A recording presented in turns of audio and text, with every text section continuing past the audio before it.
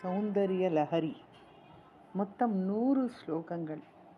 முதல் 41 ஸ்லோகங்கள் ஆனந்த லஹரி என்றும் 41 100 வரை சௌந்தர்ய லஹரி என்று பெயர் பெற்றது.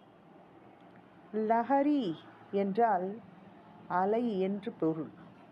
அழகின் அலை, ஆனந்தத்தின் அலை என்று 2 பிரிவுகளால் பிரிக்கப்பட்டு இது ஆதிசங்கர பகவத் பாதரால் இயற்றப்பட்டது. யோக சாஸ்திரமும் மந்திர சாஸ்திரமும் அடங்கியது. தேவியின் உச்சி முதல் பாதம் வரை வர்ணனைகளும் சக்கரங்களின் வடிவங்கள் அவற்றின் முக்கியத்துவங்கள் தெளிவாக எடுத்து கூறியுள்ளார். தேவியின் கருணையின் வடிவினையும் அழகாக எடுத்து கூறியுள்ளார்.